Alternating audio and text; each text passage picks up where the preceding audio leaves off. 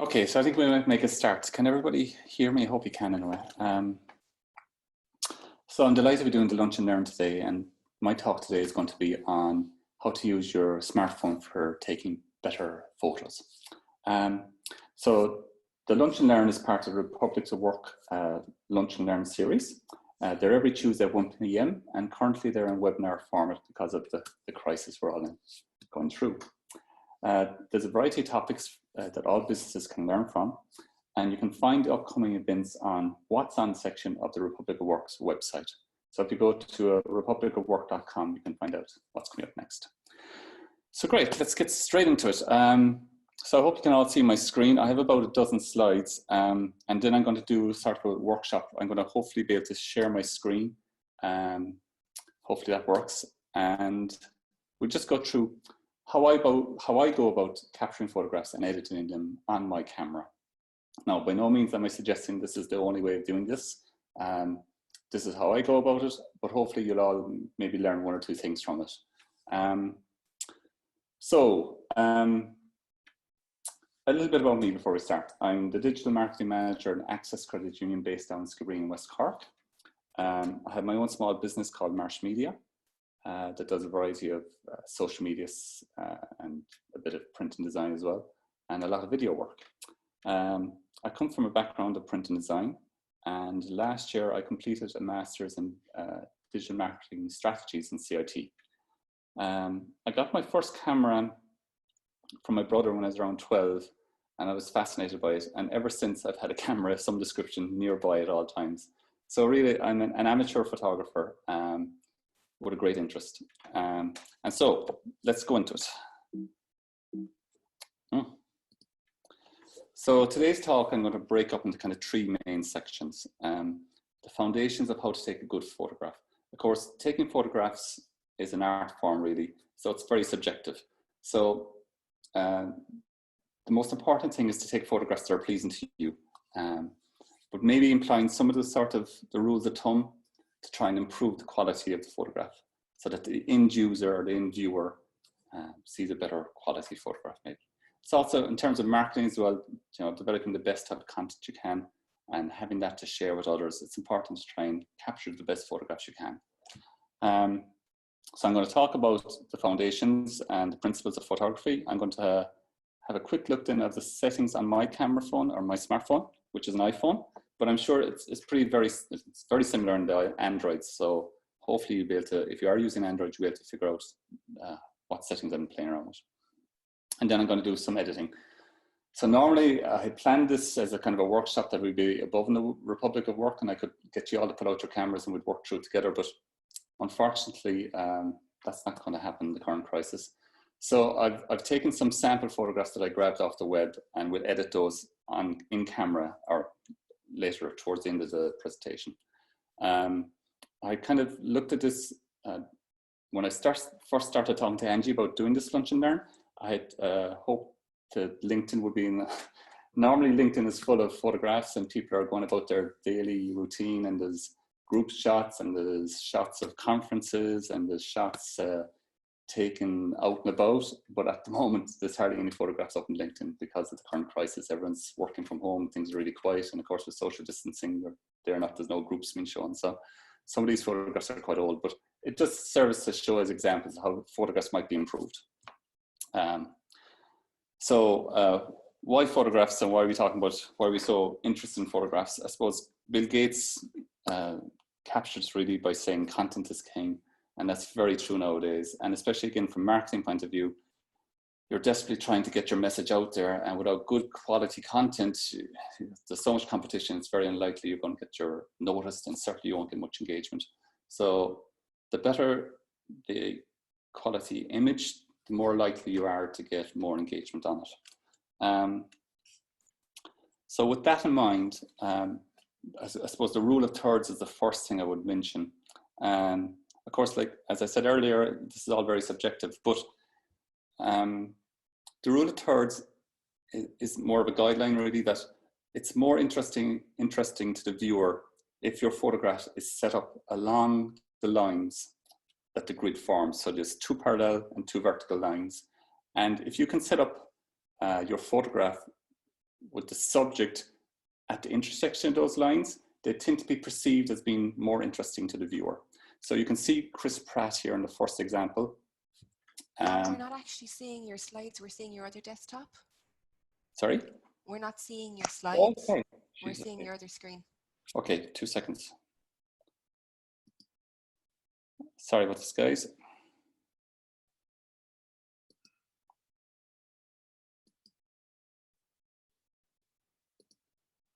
Can you see that now? Yeah, that's perfect. Thanks, Tom. Sorry, guys. Sorry about that. Zoom. Who would have thought that we'd be doing so much over Zoom? It's crazy, but anyway. So Chris Pratt is there. He's one example. And I came across this last night as well, DC, which is a lovely photograph. Again, using the rule of thirds, you can see how DC is on the intersection. His face is on the intersection of the lines. And in the background in the other intersection is the branding for Republic of Work. So 2 good examples of using the rule of thirds to good effect. Again, DC and David, this is from a few years ago again, but I thought it was interesting. Obviously, the photographer used the framing of the window behind them as a good example of setting up the rule of thirds. So even with 2 people in frame, or 2 people in the frame, you can still use the rule of thirds. DC is on one intersection and Dave's on the other. And then finally, you might think the rule of thirds only applies to when there's a lot of space in your photograph, but not at all. Again, by using the rule of thirds, even taking a single photograph of a face, by using the lines, the intersection lines for the person's eyes, it's really a striking photograph. So rather than having maybe that person's eyes further down the screen, by having their eyes right on the intersection, it becomes a very compelling photograph. The other thing I want to discuss very briefly is perspective. And so by changing the angle of your camera, you can give a different view to the object or the subject you're photographing. So this is a picture here. This is one of my photographs of the Beacon in Baltimore. And of course, the Beacon in Baltimore is probably one of the most photographed landmarks in Cork, if not in the country. So trying to find a different angle makes it a little bit more interesting, perhaps. So by going down low and shooting up and getting the sky, I just thought this was a little bit more unusual, and it works to good effect. And the same way, if you're out and about, you're taking a picture of your new product or your new shop, rather than just taking it straight on, maybe just getting lower and pulling back. If you take your camera and point it up, it makes your subject look larger. And likewise, if you take your camera and point it down, it makes your subject look smaller. So by just moving the perspective, by moving your camera, you can get very interesting angles, and it's definitely worth looking into and playing around with. And here again, lighting is another thing I just want to touch on. I would recommend not using the flash on your smartphone. They're really tiny, and so unless the subject is really close to the camera, they don't work very well. And oftentimes I find as well, the flash tends to overexpose the subject. And once it's overexposed, there's no fixing and editing afterwards. So by and large, rule of thumb again, try and avoid using the flash and the camera. So here in the first example is 2 friends of mine from college at the 24 Stories conference last year. And this is taken near to the big window at the back of the conference hall. And so loads of natural light, so very nicely exposed photograph, no need for a flash. And then on the right-hand side is a picture of my little girl, Molly.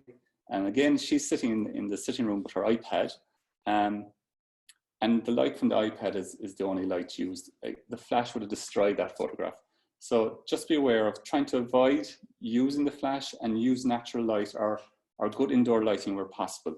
And if the photograph ends up a little bit underexposed, we can fix that afterwards in editing.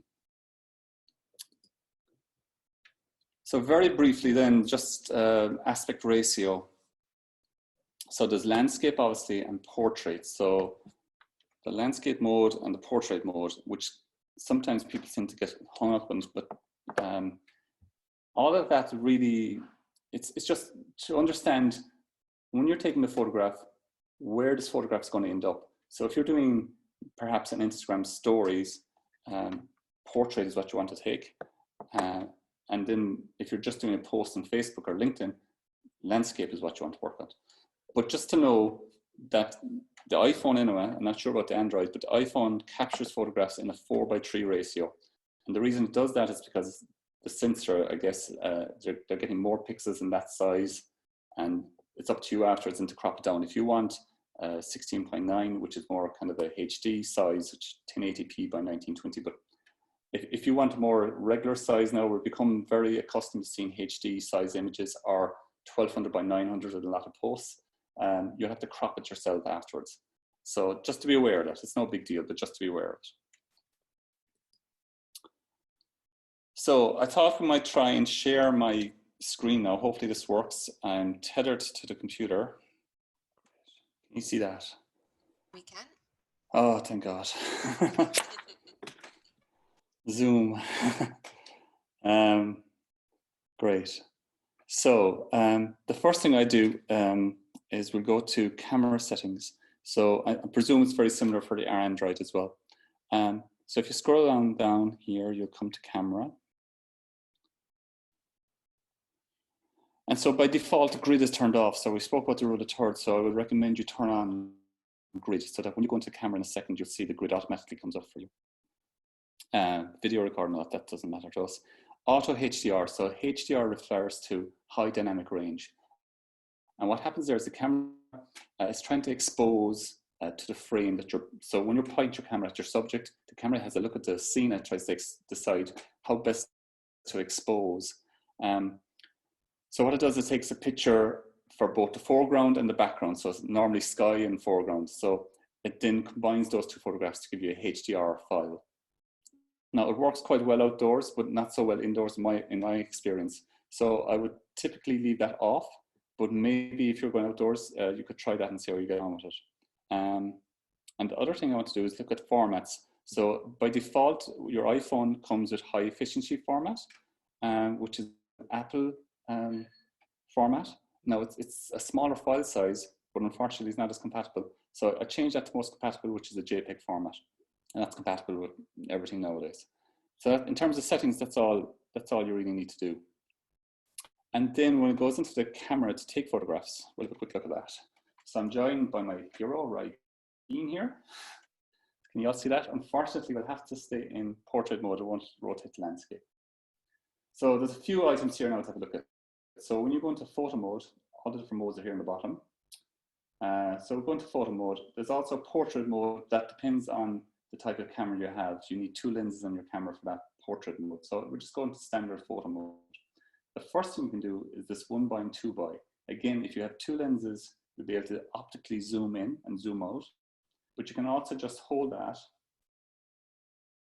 And then using the wheel that appears, you can zoom in yourself. So again, using my grid, I get Rye nice and centered and take a photo Rye. Now, the next thing that pops up there is that yellow screen. So this is exposure and focus. So on the iPhone, it's combined into one yellow block. I think on the Android, there's a red circle and a yellow square. One is for exposure, one is for focus. But unfortunately, they're combined here. So the first thing you can do is you can hold on the area that you want to expose to. And the camera will do its best job then to expose properly for that part of the photograph. The next thing you can do is you can just hold your finger to the right-hand side and you can zoom in or you can expose up and down. Then you can see that little sunlight or little sun icon appear. And as I zoom in or as I roll up and down, it's exposing, it's bringing up the exposure, or if I want, I can pull down the exposure. So when you're happy with that, then you can just tap on it and it will lock. And then you see auto exposure, autofocus is locked in. I'm going to take another picture right. So along the top of my screen here, you'll see on the top left-hand corner is the flash. I've turned that off. I don't want to use it. I want to use my own decision-making when it comes to lighting. The next one then is HDR. I've turned that off in settings as well. Again, it can be very handy outdoors, and you might find it works quite well indoors in certain circumstances as well. The next one then is this little one here. It's called Live in the iPhone. I don't know, I presume there's something similar on Android as well.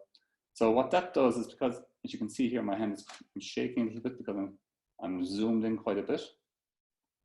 So what live does is it takes a little video, a second of video before and after when you take the photograph. And then it uses that to compile a still photograph. So if you're taking pictures, for example, of kids that tend to be moving around a lot, live can be a great way to capture kids, because by taking that little video, the camera then decides the best shot, and that's your finished photograph at the end of it. The next one then is timer. So you have 3 seconds and 10 seconds and off. Very handy then if you can set it up to take shots yourself. And the last one is color profiles. Now, there's a range of different profiles inside here: vivid, warm, dramatic, black and white, nor. There's a whole selection of them. I tend not to use them in the camera, but we'll have a look at them when we go editing afterwards. I suppose a lot of these filters are coming from Instagram. Instagram is really excellent in their filters. I don't think they're quite as good on the iPhone, but maybe on your Android phone, you might find that they're better. I don't know. Not something I use an awful lot of.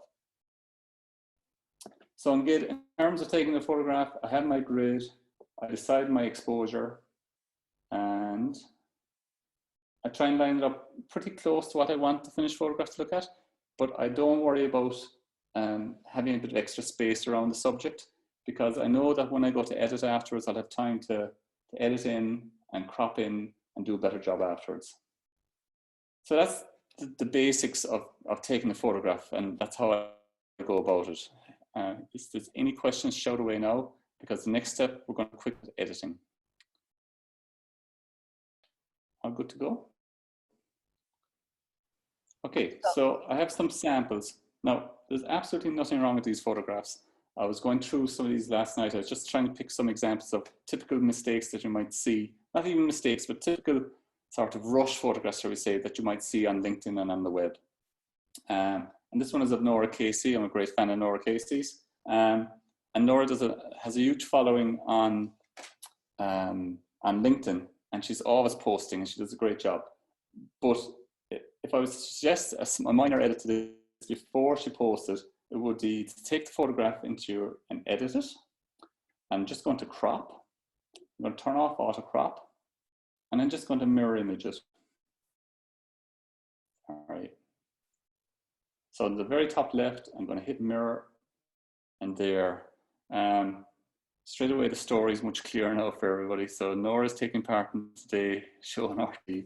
So it's a very simple edit, but makes it much easier for the viewer to understand the story. So that's Nora done. The next one is quite a typical shot that I see on the web. It's just a simple snapshot, and we all take these types of shots. But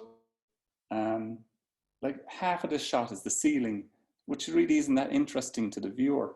So I would suggest an edit to this would be to crop out a large amount of that ceiling. Oh, this person had a border around it.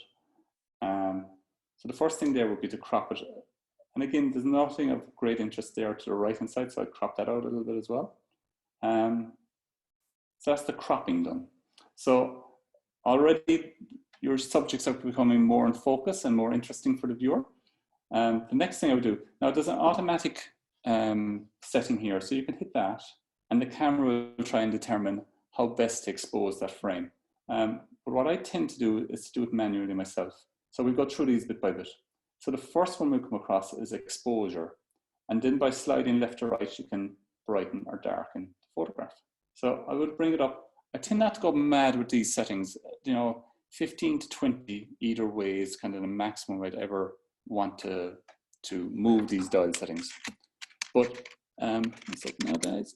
So the first thing is I bring up the exposure a little bit. The next one we'll look at is brilliance. So brilliance is the camera again deciding on highlights and shadows and contrast. So by bringing up brilliance a little bit, it's kind of bring up the definition a little bit and lifting all the sort of the harsh lighting in it, and sort of the camera deciding how best to improve those areas. But by bringing up brilliance, again by a small amount, maybe 15 or 20%, when we're finished the overall edit, they all work together. All these small incremental changes improve the look of the photograph dramatically by the end. The next one is highlights. Typically, rule of thumb, you bring down your highlights. So the highlights, obviously, in this scene are the windows to the right-hand side of the shot. So we'll just pull them back down maybe 15 or 20%. The shadows, typically, I bring up the shadows. So maybe, again, about 20%, I bring up the shadows.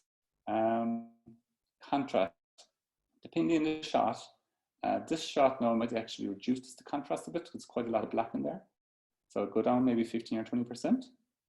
Brightness, the overall brightness of the shot, bring it up maybe 10%. The black point, again, by going left to right, you'll see the result, but maybe bring up the blacks a little bit. Saturation, there isn't a whole lot of color in this, so maybe 5-8% there. Vibrance, again, is to do with color and the use of colors throughout the whole scene. The warmth, so yellow or blue. If I go to the left, it goes more blue. If I go to the right, it's more yellow, more warm. So I like warmer shots, so I'll go a little bit more to the warmth. The tint, again, is green. So in this shot, I'll maybe reduce it a little bit. Now the sharpness, typically I give it a little bit of a sharpness, maybe 10%. Definition, 5 or 10%. Noise reduction, again, that takes out any kind of fuzziness in the photograph, maybe 5 or 10%. And the last thing I would do is vignette. So vignette brings in that black shadow in the corners and tends to focus the center of the photograph. And I probably would here, because the focus of this photograph really is the team of lads working there in the background. So there. So that's my edit in that particular photograph. Is everyone happy with that? Again, this is a typical shot you would see again. And we've all done this at conferences and stuff like that. And nobody really wants to walk up the middle of the aisle and take a photograph of the stage. But again, we're seeing about 50% of the ceiling here, which doesn't tell us a whole lot about what's going on. So before posting, I would have, if I had taken this photograph, I would have cropped it, brought back down the focus to more of what's happening in the room. Sorry. The exposure definitely would have brought up. This is quite a dark shot. Brilliance again, bring up a little bit. Highlights, maybe take those down. The highlights in this scene would be the screens because they're the source of light. So maybe pull them back a bit so you can see what's the screen a bit easier. The shadows, bring them up a little bit. Contrast, bring it down a little bit because it's quite a dark photograph. Bring up the overall brightness a little bit. Black point. The black point will restore the kind of the contrast as we will between the light and dark areas. So I'll bring up the black point in this situation. The saturation, it's nearly too saturated to my eye, so I'm going to reduce that a little bit. Vibrance, again, I'll probably reduce it a little bit in this occasion. Warmth, it's looking very warm to me already, so I'm going to cool it down a little bit, go to the left-hand side. And the tint, again, play around with it yourselves, but maybe in this situation, I'd reduce it a little bit as well. Bit of sharpness, bit of definition, bit of noise reduction, not very little vignette in this occasion. So again, very quickly, we go from the focus being the ceiling to much more about the room and what's on the screens and the people gathered and the speaker has started coming into scene all of a sudden. Another one I know, again, just will flip that photograph before I posted it. Again, another shot, and this is so typical, it's 50% of the ceiling and such an easy edit as you just seen, 2 minutes cropping, a minute cropping, you'd have all that fixed. Otherwise, it's quite a nice photograph. Composition is quite good. But just be aware of, who wants to look at the ceiling? No one does. This is quite a nice shot as well, the Republic of Work. And I mean, there's absolutely nothing wrong with it. However, I suppose in the interest of posting it afterwards, the further away you are from the subjects, the less interested the viewer possibly is in it. So a minor edit I might consider doing this photograph would be to zoom in. Don't need to see what's happening on the left there. You can bring down the ceiling a bit and just bring it a bit tighter to people. Now, I know they may want to keep the Republic of Work in, but really, you'll probably write that in your post, and I'm delighted to be at Republic of Work for one of the great talks. And so by just zooming in, the subjects now and the writing on the screen behind become much clearer. It's not great to know over Zoom, but it's a much nicer shot, in my opinion. But I mean, as I say, it's very subjective. again, another shot in the Republic of Work. Absolutely nothing wrong with this, but again, we have a lot of screen or a lot of ceiling. So I would suggest cropping that a bit tighter and getting rid of the ceiling. Maybe getting rid of the palettes on the floor.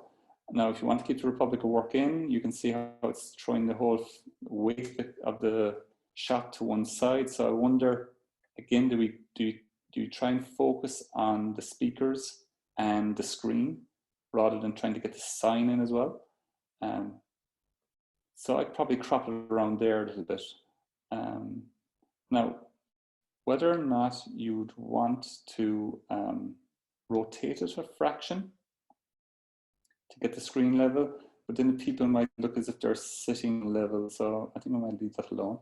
And then I just brighten it a fraction. I think it's just a little bit dark. Take down the highlights because the screen is the main highlight in this one. Bring up the shadows a bit. Reduce the contrast a fraction. Bring the brightness a bit as well. And as you can see very quickly, we're just subtly changing the photograph, but it's probably a little bit easier for the viewer to recognize what's happening in the scene.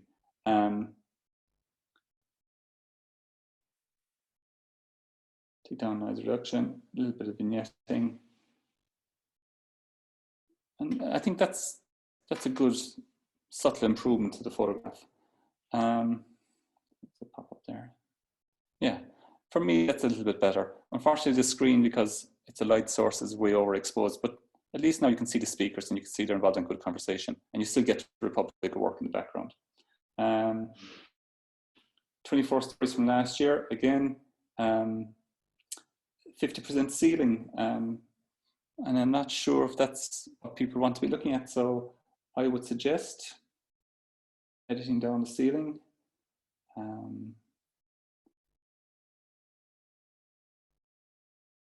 Maybe cropping a little bit to the sides. Bring up the exposure a little bit, not too much. A bit of brilliance. Take down the highlights again with the screens.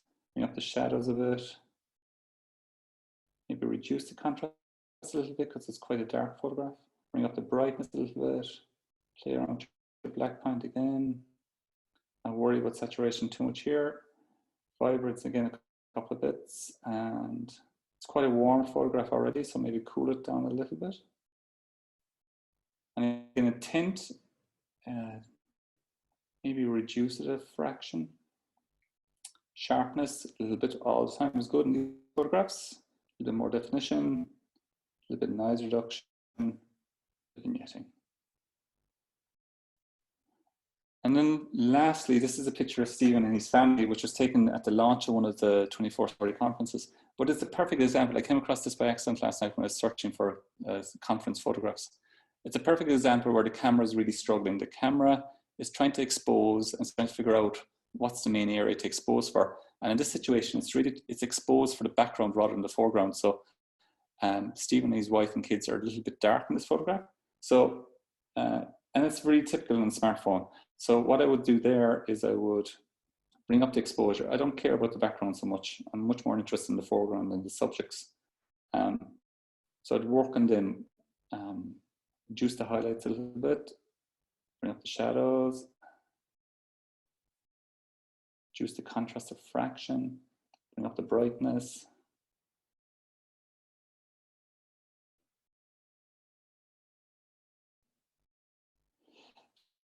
Vibrance, warmth. I think it's nicer to have people in a warm light, so I typically bring up the warmth in those. The tint, I'd reduce it a fraction. Sharpness, bring it up a little bit again. Definition, definitely. Noise reduction, definitely. And a little bit of vignetting. I'd also crop this shot a little bit as well. I think this is much better if we get our subjects onto our rule of thirds.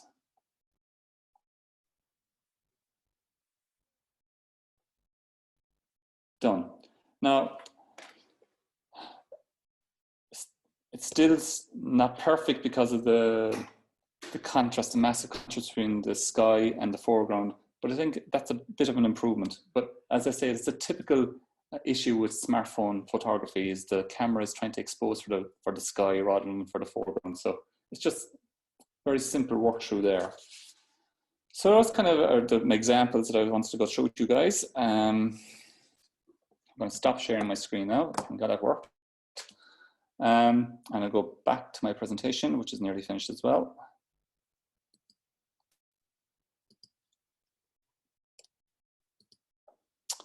So there are my camera settings. We've just gone through some of the edits that I typically go about. And so the 3 takeaway points are composition. So think a bit about the rule of thirds. Think about composing shots that are a bit more interesting and maybe get the perspective a little bit different. Leave a bit of room for editing. So, you know, by allowing a bit of extra space around your subject, you can also, you can give yourself that opportunity to fix all that in editing afterwards, whereas you're cropping really tight to the subject, afterwards you don't have any room to edit afterwards. So just be aware of that. And I always use a little bit of extra space around my subjects when I'm taking photographs. And then finally, practice makes perfect. As in all things in life, practice makes perfect. So the more you work on it and the more you do it and the more you use it, the better you become.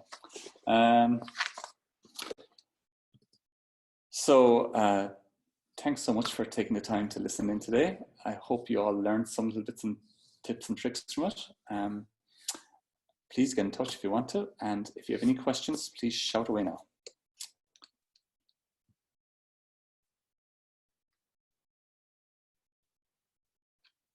Everyone's very quiet. I think it's like you say, Dan, we just have to practice to start doing it now and practice it a little bit and see where we go from there, maybe. Absolutely, yeah. Practice is the key to success all the time. Yeah.